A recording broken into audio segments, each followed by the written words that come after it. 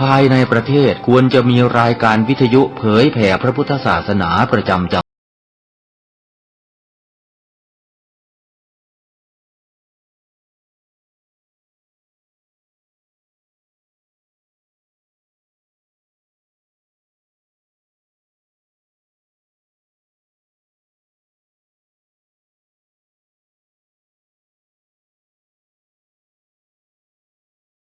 การทำงานเชิงรุกที่ดีที่สุด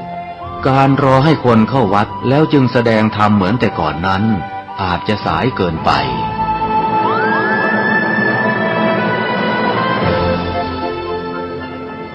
เราควรใช้สื่อนำธรรมะเข้าไปให้ถึงภายในบ้านโรงเรียนองค์กรต่างๆให้มากที่สุดการใช้สื่อจะทำให้ผ่อนแรงและประหยัดทั้งคนและเวลา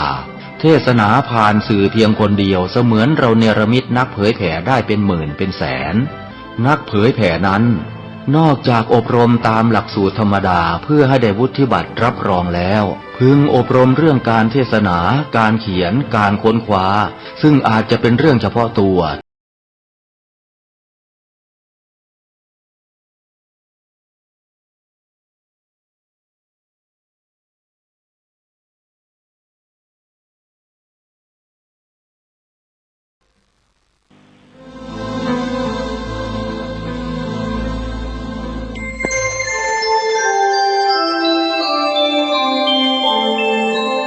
ขณะนี้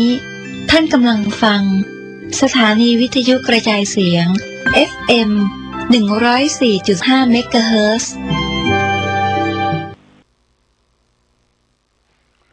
พุทโธเมนาโถธัมโมเมนาโถสังโฆเมนาโถพระพุทธเจ้าพระธรรมเจ้าพระสังฆเจ้าเป็นที่พึ่งอันประเสริฐของข้าพเจ้าขอเจริญสุขญาติโยมสาธุชนท่านผู้ฟังทั้งหลายทุกท่านทุกคนวันนี้ก็ตรงกับวันอังคารทุกวันอังคารตั้งแต่เวลาเดี๋ยวนี้เป็นต้นไปอาตมาภาพตุเจ้าวัดหนองตองหางดงจังหวัดเชียงใหม่ก็ได้นำรายการธรรมะก่อนนอนมาพูดกับญาติกับโยมที่อยู่ทางบ้านได้รับฟังกันอีกเช่นเคยตามเวลาที่กำหนดไว้1 ชั่วโมง1 ชั่วโมงนี้โดยสมมุตินะโยมนะโดยประมาณนะ แต่ว่าส่วนมากทุกครั้งจะไม่ถึง1 ชั่วโมงแต่ก็นานๆจะเกิน1 ชั่วโมงไปถ้าเกินก็กินเวลาคนอื่นไปต้องขออภัยด้วยอย่างไรก็ตามรายการธรรมะก่อนนอนนี้ถึงจะออกดึกไปหน่อยก็ต้องขอขอบใจต่อญาติต่อโยมทุกท่านทุกคนที่ติดตามฟังรายการมาโดยดีตลอดวันนั้นอาตมาเองไปเทศน์ในการเข้าโสสานกรรมที่อำเภอสันป่าตองก็เจอคุณโยมผู้หญิงเดินมากับโยมผู้ชายบอกว่าท่านพระครูฟังทุกวันอังคารตอนดึกนะรายการธรรมะก่อนนอนตอนกลางวันไม่ค่อยได้ฟังเพราะมัวแต่ไปทำการทำงานฟังเป็นประจำหลวงพ่อเทศจะมาฟังโยมบอกก็ชื่นใจดีใจเขาเข้าโสสานกรรมที่ประชาหลายแห่งหลายที่ประเทศในงานก็จะได้รับคำบอกเล่าจากญาติจากโยม ไปที่พระพุทธบาทตักผ้าเปิดประสร้างในวันที่9รายการธรรมสัญจรของคณะสงฆ์อำเภอปัสสางร่วมกับหน่วยงานราชการพุทธบริษัททั้งหลายก็ไปเจอโยมมากก็มีโยมพูดว่าฟังธรรมครูเนอเวลา10 โมงของวันอังคารก็เวลาดึกฟังธรรมครูเป็นประจำเราได้ฟังโยมบอกเราก็ชื่นใจก็แสดงว่ารายการของเรานี้ก็มีคนติดตามฟังอยู่มากพอสมควรแต่ก็ไม่สามารถที่จะบอกได้ว่ามีจำนวนเท่าไหร่ก็มีคนฟังก็แล้วกันนะในเมืองเชียงใหม่นี่ก็เยอะ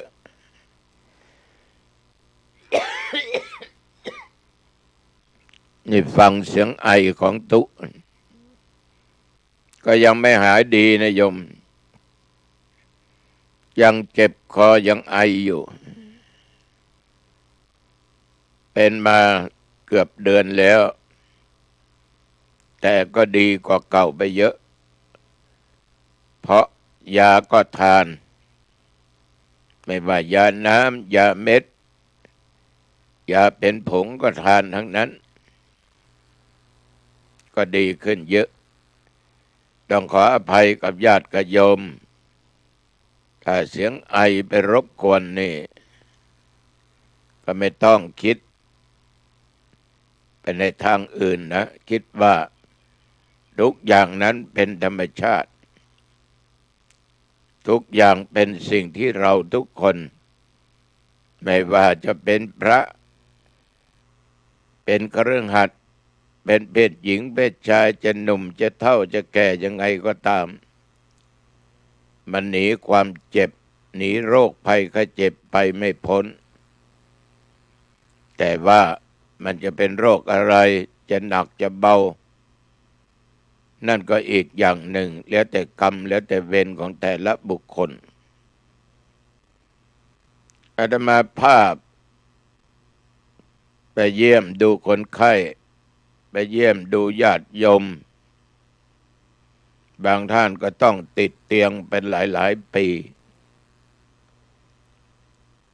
แถมยังอีกเป็นแผลทับอีกก็แสนจะลำบากทุกข์ยากทรมานทรกรรมมีคนเฒ่าคนหนึ่งบ่นว่าอยากตายท่านพระครูไม่อยากอยู่ตายก็ไม่ตายให้พ้นไปมาทุกข์ทรมานอย่างนี้มันเป็นกรรมอะไรของโยมก็ไม่รู้ให้เราจะตอบไปพูดไปในบางสิ่งบางอย่างก็พูดไม่ได้เพียงแต่บอกว่าที่โยมพูดก็ถูกแล้วมันเป็นกรรมเป็นเวรของเราจะชาติไหนเราก็ไม่รู้โยมนึกถึงพระพุทธพระธรรมพระสงฆ์ไว้นะนึกถึงบุญศีลบุญธรรมบุญทานที่โยมได้กระทำไว้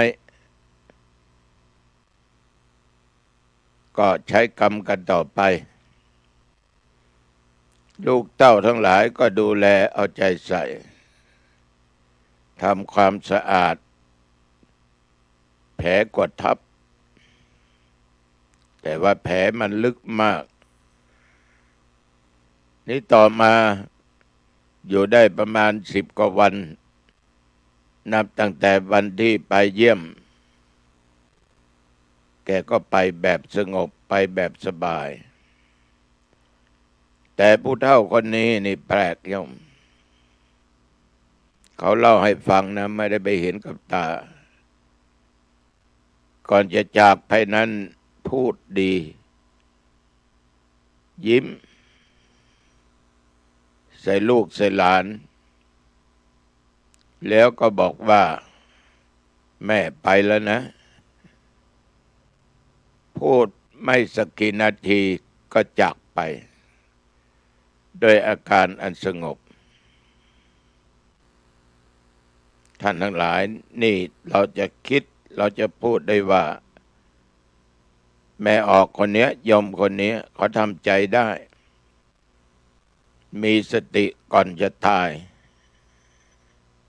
มีสติก่อนจะตายดีมากเรื่องของกรรมเรื่องของเวรนี่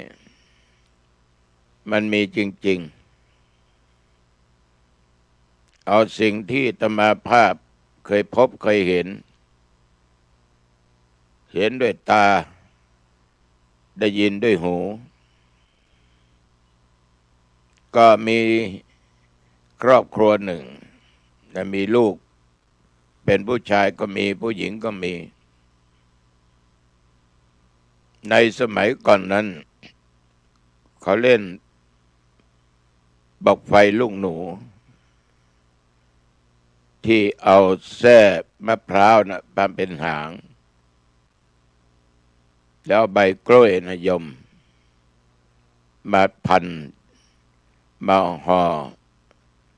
ดินไฟหรือเฝ้าที่เขาเรียกกันอย่างนั้นถึงเวลาใกล้เดือนยี่มาเขาก็จุดเล่นกันคนนี้ก็เล่นแต่ว่าเล่นพิเรนกว่าคนอื่นมักจุดแล้วก็โยนใส่หมาบังเอิญในญาติโยมไปถูกที่แก้วหมาหางบอกไฟนั้นมันคมมันแหลมขำที่ตาหมาเลยหมาเลยตาบอดแต่หมาต้องทรมานทรกรรมอยู่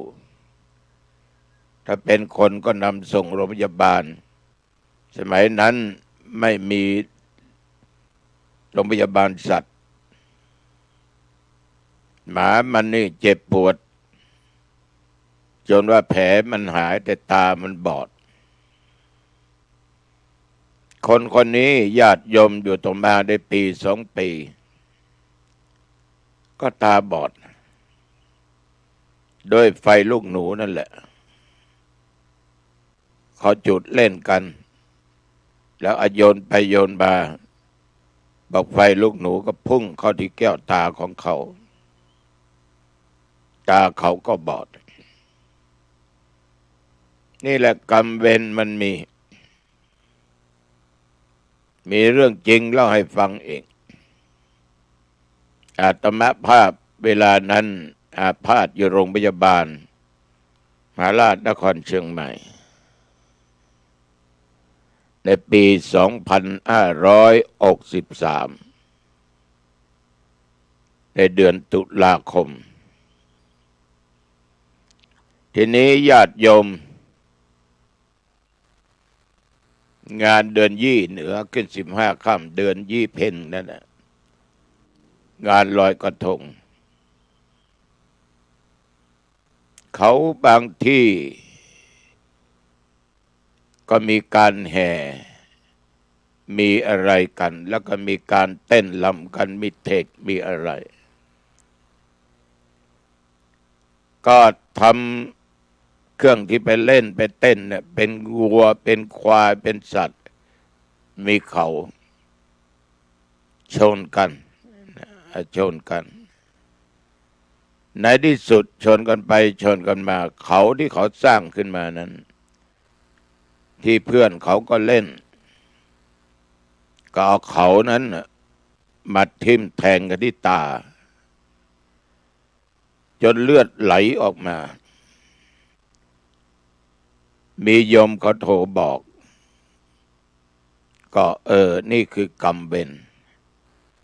ต่อมาตาก็บอดรักษาไม่หายเพราะแก้วตามันแตกนี่คือกรรมมาจากไหนจากการฆ่าสัตว์ฆ่าไร่ฆ่าควาย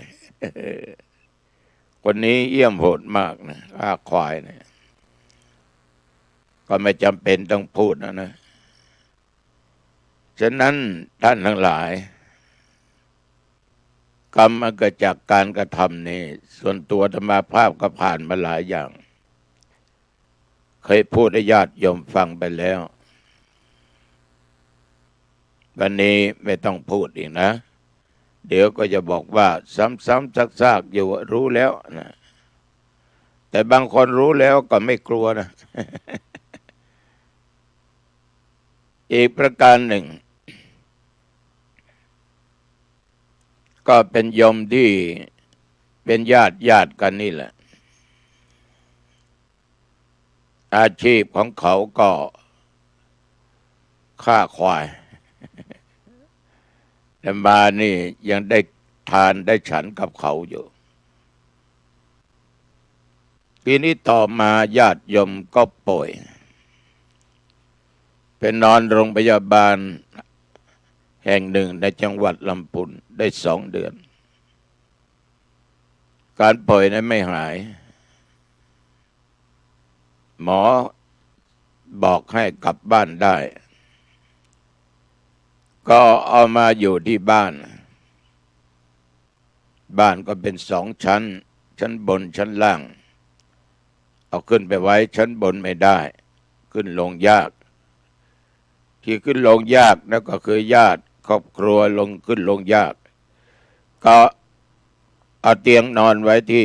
ชั้นล่างอาตมาภาพในฐานะเป็นญาติก็ไปเยี่ยมวันนั้นก็นั่งคุยกับโยมน้าอันเป็นผู้หญิงโยมน้าเขยนั้นก็ลุกจากเตียงไม่ได้นะลุกไม่ได้แต่วันนั้นดันลุกขึ้นมาแล้วมีเสียงบ่นว่าเลือด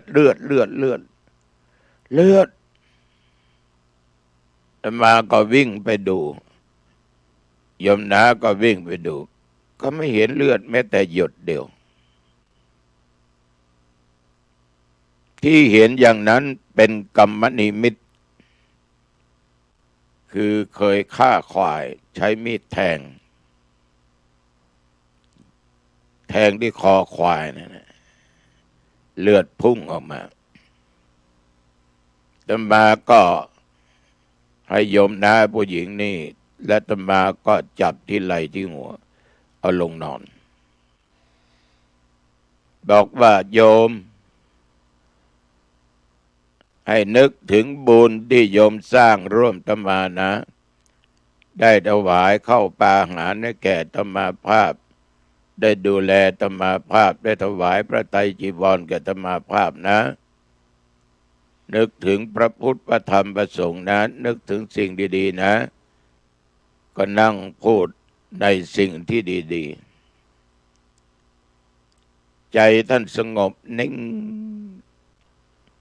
ไม่กระวนกระวายใดทั้งสิ้น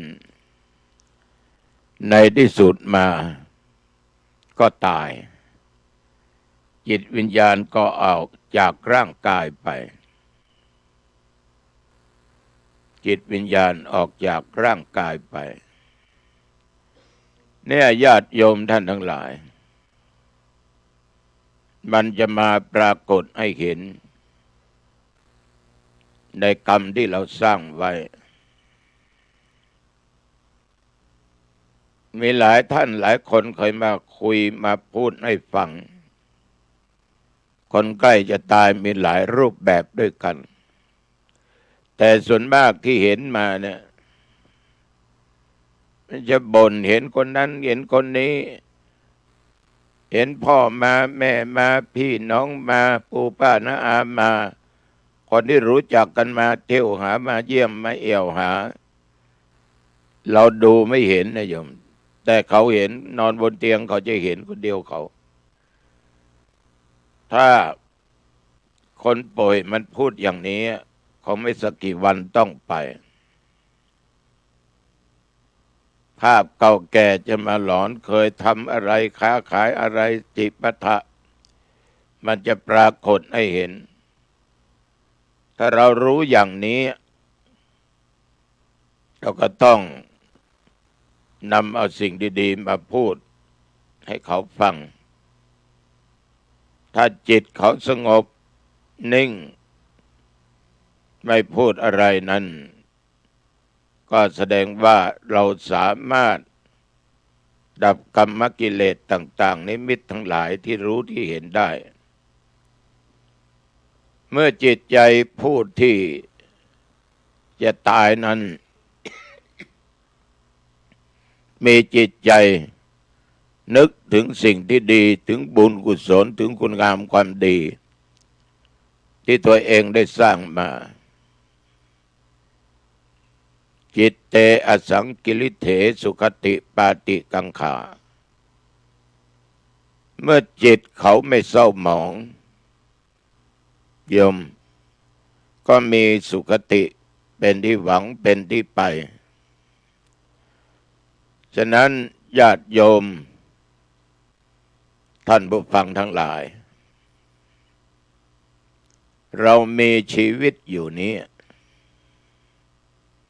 ต้องฝึกจิตฝึกใจให้สร้างแต่สิ่งที่ดีสิ่งที่งามเหมือนเบื้องต้นเมื่อกี้จะมานำยมระลึกถึงพระรัตนตรัยพุทโธเมนาโถธัมโมเมนาโถสังโฆเมนาโถทั้งสามบทนี้ถ้าโยมนึกอยู่ตลอดเวลาวันไหนไม่สบายครั้งไหนรู้ว่าตัวเองนั้นป่วยนึกสิ่งเหล่านี้เอาพระพุทธเจ้าเป็นที่พึ่งอันประเสริฐของข้าพเจ้าเอาพระธรรมเป็นที่พึ่งอันประเสริฐของข้าพเจ้าเอาพระสงฆ์เป็นที่พึ่งอันประเสริฐของข้าพเจ้าก็คือเอาคุณแห่งพระรัตนตรัยเนี่ยมาเป็นที่พึ่งเวลาเราจากโลกนี้ไปสู่โลกหน้าดับจิตใจไปท่านทั้งหลายเราก็ไปสู่ทางสุคติได้ไปสู่ทางสุคติได้ถ้าจิตใจนี้มันกระวนกระวายนี่ไปได้ยากเหมือนพ่อค้าคนหนึ่งค้าวัวค้าควายขายทุกวันเขาก็มีลูกผู้ชายก็เรียกว่า3 พ่อแม่ลูกอยากฆ่าควายวันไหนนี่ให้ลูกไปดูแล้วขับจำให้ลูกฆ่าลูกก็ไม่ฆ่าพ่อก็โกรธให้ลูกถ้าอย่างนั้นเองไม่ต้องกินอะไรแล้วก็ว่าอยู่ตลอดเวลาจนลูกผู้ชายคนนี้ญาติโยมหนีออกจากบ้านไปอยู่ที่วัดไปขออาศัยอยู่กับตุเจ้าก็ให้อยู่ก็ไหว้พระสวดมนต์ทุกวันเจริญสมาธิภาวนาทุกวันตุเจ้าบอกให้กลับบ้านก็ไม่กลับบอกว่าผมไม่อยากจะฆ่าวัวฆ่าควายไม่อยากทำบาปพ่อก็เดือด พ่อก็ว่าถ้าไม่ทำก็ไม่ได้กินออกบ้านไปในที่สุดผู้เป็นพ่อในญาติโยมรู้ว่าลูกของตัวเองไปอยู่วัดก็ไปตามกลับบ้านไปทำการทำงานช่วยพ่อช่วยแม่ลามปามไปถึงท่านเจ้าอาวาสท่านไม่รู้จะชวนมันมาทำไมมาอยู่วัดอะไรไม่กินอาตมาไม่ได้ชวนหรอกโยมเขามาเองมาขอสายอาตมาจับขับจำแล้วเขาไม่กลับเขาไม่อยากไปทำบาปทำกรรมถ้าไม่ทำอะไรมากินในที่สุดญาติโยม พ่อโกรธมาก แกอยู่วัดจนอายุได้20 ปีเต็ม แกก็ขอท่านเจ้าอาวาสอุปสมบทบวชให้เป็นพระ ท่านก็รับปากเห็นว่ามีความตั้งอกตั้งใจ บอกว่าให้ไปขออนุญาตจากพ่อจากแม่ ไปขออนุญาตจากพ่อแม่อนุญาต ขอจากแม่อนุญาต ก็มีปัญหาเหมือนกัน ในที่สุดผู้เป็นพ่อรำคาญอยากบวชก็บวชไป อย่าเข้าบ้านมาเสียงแข็งใส่นะ โยมทั้งหลาย ลูกผู้ชายก็บวชเป็นพระอยู่ในวัดก็ศึกษาพระธรรมวินัยไหว้พระสวดมนต์เจริญสมาธิภาวนาตั้งอยู่ในศีลในธรรมด้วยดีตลอดพ่อที่ฆ่าควายนั่นน่ะฆ่าหมูฆ่าวัวนั้นล้มป่อยลงลูกชายที่เป็นตุเจ้าพร้อมกับเพื่อนภิกษุด้วยกันก็ไปเยี่ยมพ่อที่บ้านในที่สุดพ่อก็ตายหมดลมหายใจคือก่อนตายนั่นได้เห็นผ้าเหลืองของลูกและตุเจ้าหลายองค์ตายไปญาติโยมด้วยกรรมที่ฆ่าสัตว์ตัดชีวิตได้ไปตกนรกไฟนรกนั้นเผาผลาญทรมานทรกรรมแต่ว่าระยะนั้นดันมีผ้าจีวรผืนหนึ่งมาพัดเอาไฟนรกนั้นดับมาพัดเอาไฟนรกนั้นดับลูกเมื่อพ่อตายก็กลับวัดในที่สุดต่อมาคนทั้งหลายก็มาในงานศพตุเจ้าก็มาใครก็มาก็ได้ยินเสียงผิดปกติดังอยู่ในร่องในหีบก็จึงเปิดฝาออกมาผลปรากฏว่าพ่อยังไม่หมดลมหายใจมีลมหายใจกลับมาเนื้อตัวก็ยังอุ่นดีอยู่ก็เลยเอาน้ำเอาอะไรค่อยๆให้ได้ดื่มน้ำอาศัยเวลาหลายชั่วโมงฟื้นตัวได้สติก็พูดว่าพ่อจะบวชลูกบวชนั้นถูกแล้วถ้าไม่มีลูกที่บวชเป็นตุเจ้านี่พ่อตกนรกแล้วไฟนรกดับเพราะจีวรของลูกเมื่อเป็นปกติก็บวชอยู่ในวัดเดียวกันก็ปฏิบัติตามหลักตามศีลตามธรรมทีนี้โยมทั้งหลายต่อมาลูกนี่คงจะหน้าตาดีนะหล่อเหลานะมีท่านในอำเภอนี่ท่านเคยไปวัดอยู่ตลอดพาลูกสาวไปทำบุญพาศรีภรรยาไปทำบุญแต่ลูกสาวท่านนายอำเภอคนนี้ปิ๊งกับตัวเจ้าองค์นี้ไม่รู้มันเป็นอะไรแต่ไม่ใช่ตัวเจ้าหนองตองนะ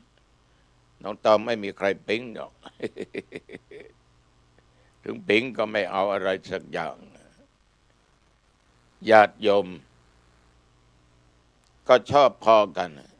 นัดคุยกันเจ้าวาดเห็นท่าไม่ดีก็บอกให้ลาสิกขาพ่อก็ห้ามไม่ลูกของตัวเองลาสิกขาเมื่อเหตุการณ์เกิดอย่างนี้ท่านเจ้าวาดก็บอกให้ท่านนายอำเภอต่อไปอย่าเอาลูกสาวมา นายอำเภอก็ปฏิบัติตามไม่ให้เกิดเรื่องอะไรขึ้นไม่มีข่าวดังนะ ทั้งสองได้อยู่ห่างกันมันก็ลืมกันไปลูกก็เป็นตุพ่อก็เป็นตุอยู่วัดมาจนตราบเสี่ยงชีวิตของทั้งสองท่านฉะนั้นท่านทั้งหลายอาตมาก็จึงมีความเชื่อว่าโยมแม่โยมพ่อตายเนี่ยได้ฝันถึงโยมแม่ครั้งสองครั้งโยมพ่อฝันครั้งเดียวผิวพรรณวรรณะดีทั้งสองคนได้สวมใส่ผ้าที่ดียิ้มนะเราเห็นในฝันนะเราก็มีความสุขใจเห็นพ่อเห็นแม่มีความสุขอยู่วิมานมีความสุขไม่ได้อยู่ที่บ้านมีเพื่อนฝูงเยอะแยะฝันครั้งเดียวฝันถึงพ่อฝันแม่ฝันสองครั้ง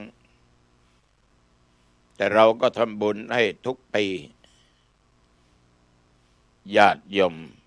คงจะเป็นอานิสงส์การบวชอาตมานะเพราะบวชตั้งแต่เป็นเณรมาเป็นตุเจ้า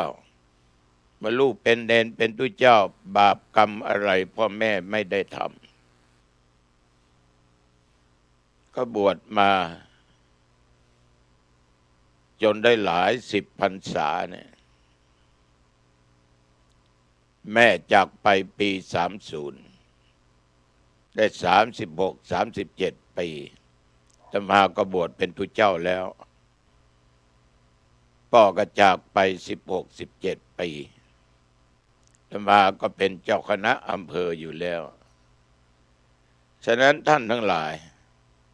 อานิสงส์ในการบวชนั้นดังผู้เฒ่าผู้แก่พูดว่าบวชเณรโปรดแม่บวชตุโปรดพ่อมันก็คงจะจริงนะแต่ถ้าลูกเขาไปบวชแล้วทำอะไรก็ผิดทั้งศีลผิดทั้งธรรมไม่ปฏิบัติตามหลักศีลหลักธรรมคำสอนของพระพุทธเจ้าไม่เอาอะไรสักอย่างนั้นก็เหมือนไปสร้างบาปซ้ำเติมให้แก่ตัวเองให้พ่อให้แม่เองไม่เป็นที่พึ่งอาศัยได้ยามเมื่อท่านมีชีวิตหรือท่านตายจากโลกนี้สู่โลกหน้าอานิสงส์นั้นตกไปเลย แต่เราบวชนั้นเราก็เผยแผ่ธรรมตั้งอยู่ในศีลในธรรมถึงมันไม่เต็ม100%มีขาดตกบกพร่องบ้างเราก็แก้ไขเพราะมันไม่หนักหนาอะไรฉะนั้นศรัทธาสาธุชนญาติโยมท่านผู้ฟังเรื่องกรรมเรื่องเวรเรื่องคุณงามความดีเรื่องคุณของพระรัตนตรัยนี่มันเป็นเรื่องที่เราทุกคนนั้นพึงจะต้องมีนะพึงจะต้องมีฉะนั้นรายการนี้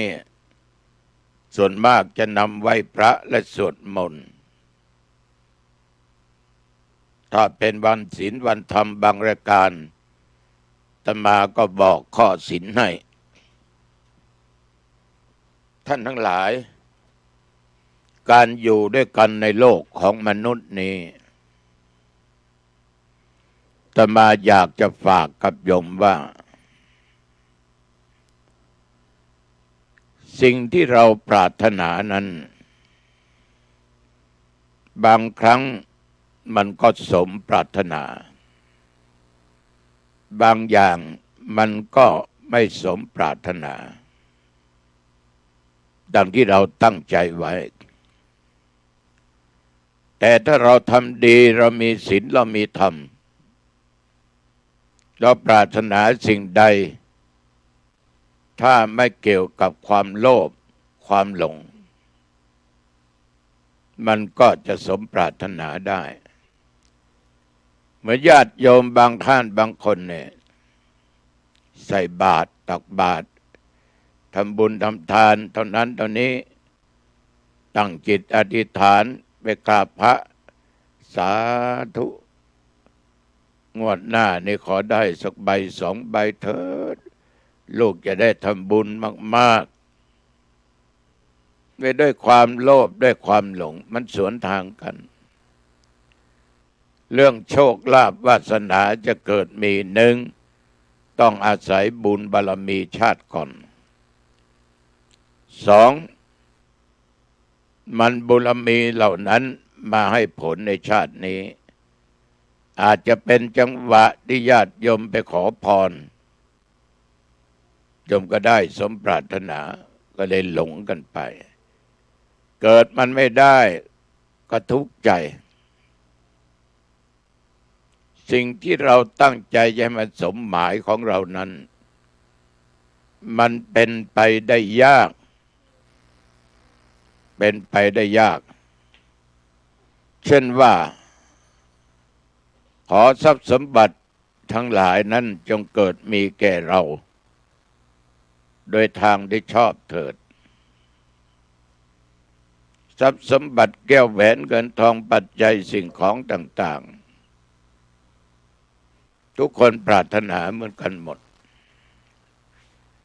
แต่อย่าลืมว่าถ้าเราไม่ได้สร้างเนี่ยมันก็ไม่มีผลหรอกสร้างในอดีตหรือภพไหนชาติไหนเราก็ไม่รู้หรือในภพนี้มันดูได้ง่ายๆนะดูจากญาติจากโยมเนี่ยบางคนนั้นญาติโยมเกิดมาก็ลำบากแต่วาสนาดีได้ทำการทำงานดีมียศมีตำแหน่งดีทำอะไรก็ขึ้นมีเงินมีทองไหลมา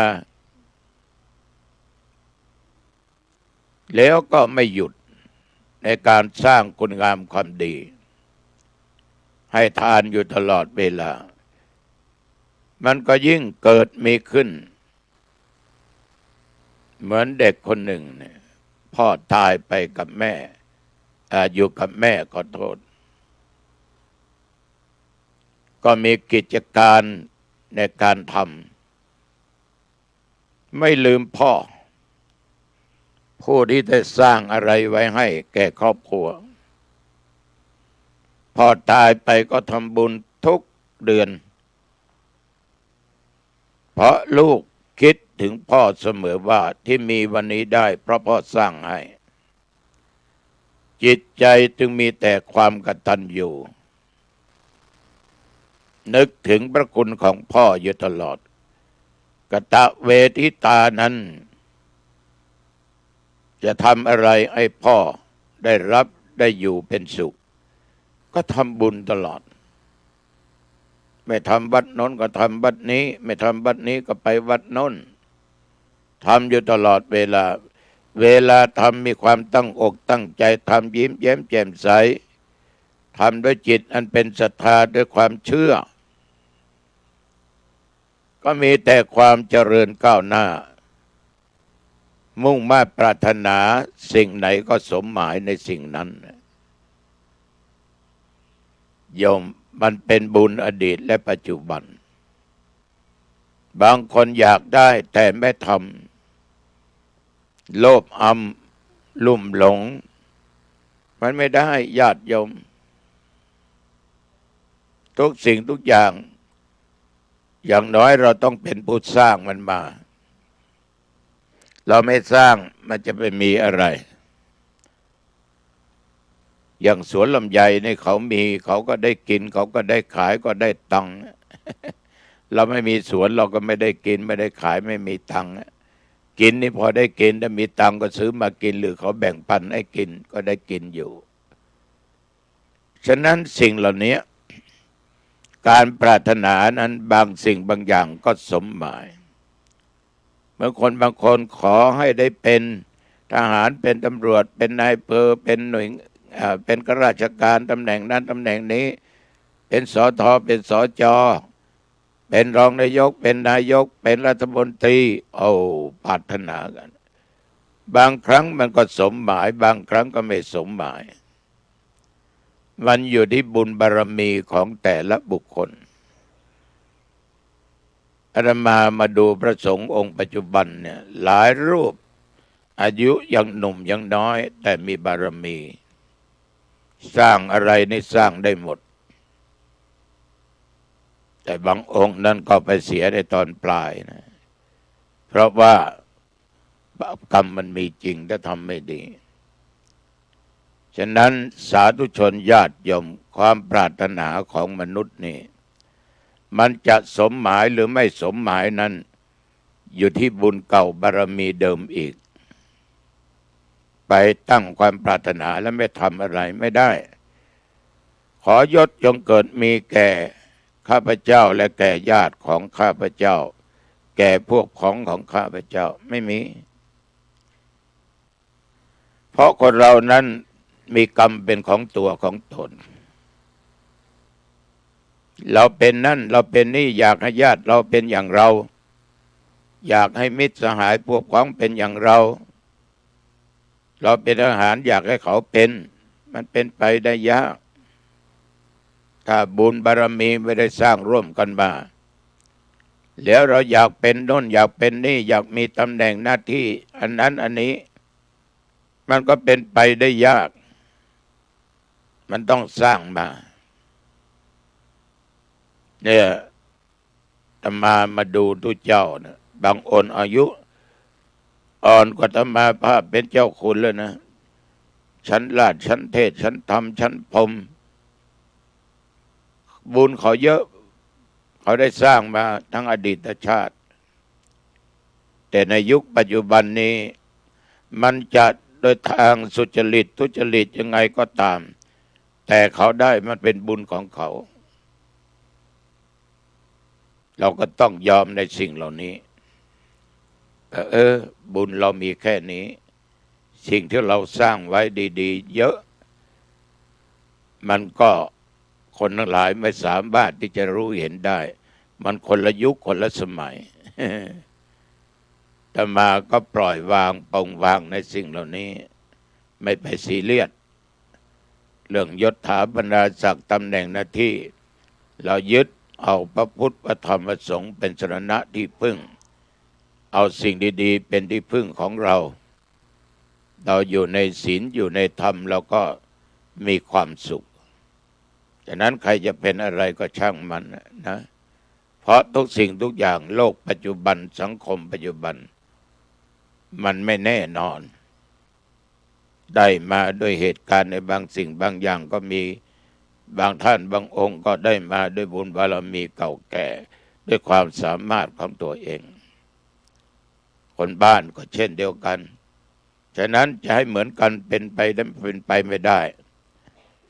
แล้วก็ขอเราจงรักษาอายุให้ยืนนานที่สุด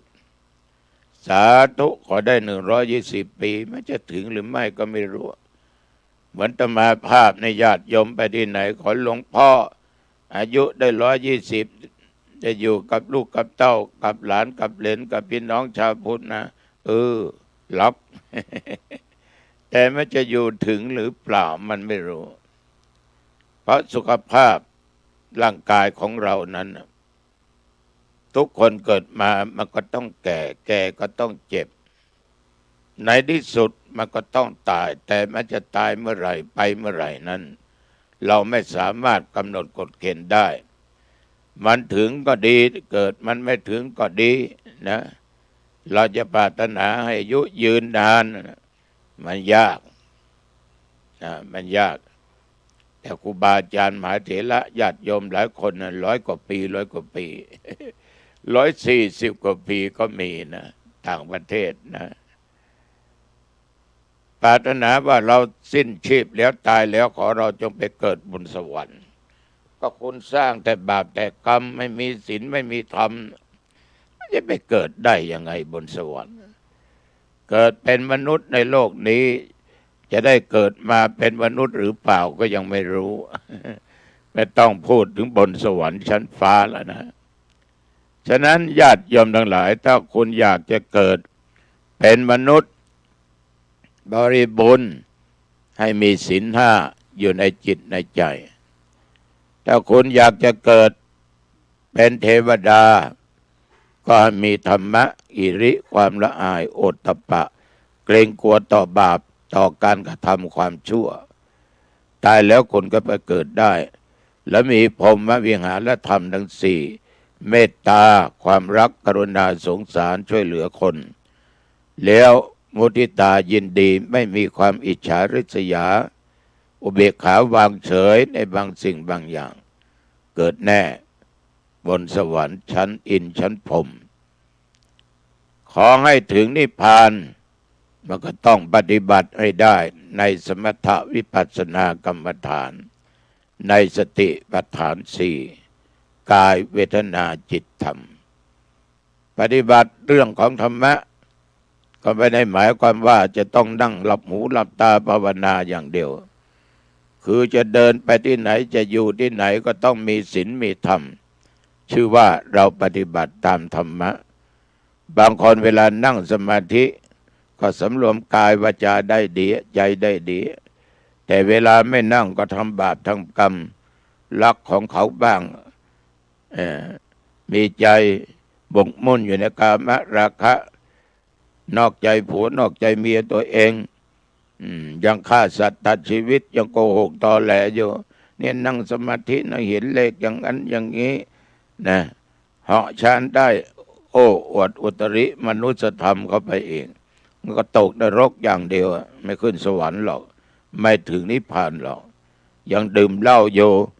นี่เหล้าก็ดื่มยาก็เสพเล่นการพนันก็เล่นก็บอกว่าภาวนาตลอด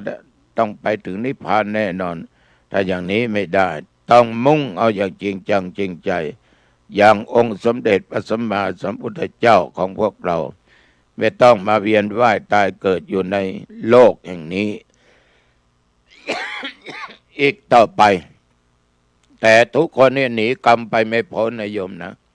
ทำดีย่อมได้ดีทำชั่วย่อมได้ชั่ว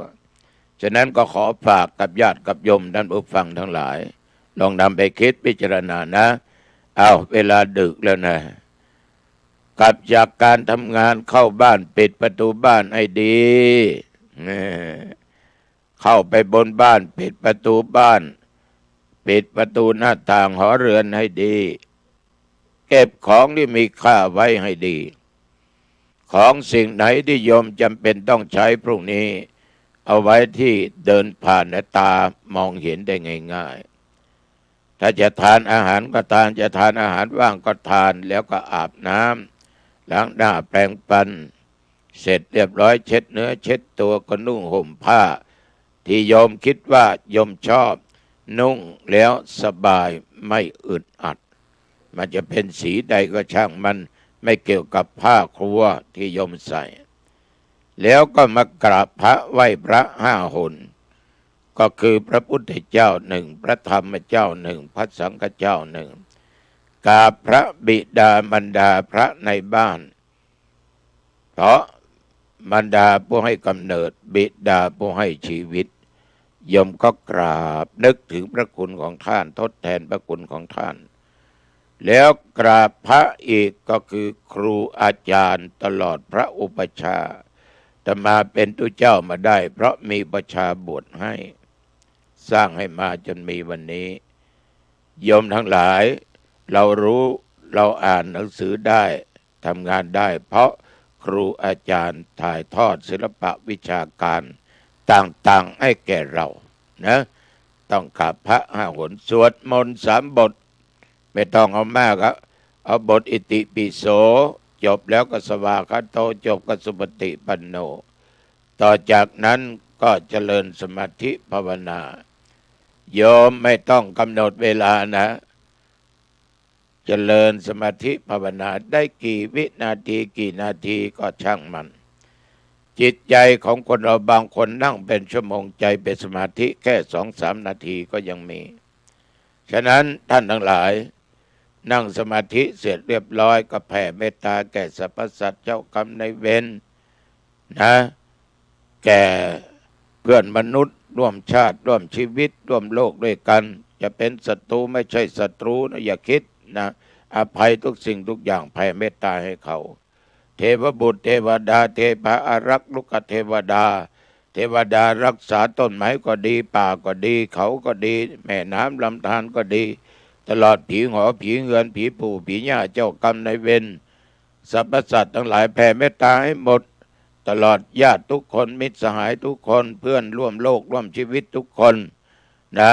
อย่าลืมปู่ย่าตายายของเราอันเป็นบรรพบุรุษแผ่เมตตาแก่พ่อแก่แม่ของเรานะแล้วก็แผ่เมตตาแก่ตัวเองว่าข้าพเจ้าเกิดมาชาติไหนเกิดมาชาตินี้อันว่าความอดความอยากนั้นอย่าได้เกิดมีแก่ข้าพเจ้าขอมีสิ่งนั้นสิ่งนี้ก็ปรารถนาไปนะแล้วก็ขอเกิดมาพบชาติของพระศรีริยะเมตไตรและญาติโยมก็หลับวิตื่นมาก็เป็นสุขนะใบหน้าก็อิ่มเอิบเอาละนะวันนี้เป็นเวลาพอสมควรพุทโธเมนาโถธัมโมเมนาโถสังโฆเมนาโถอายุวันนังสุขังพะโล ขอโยมมีอายุวันนะสุขภาละเหมือนกันทุกท่าน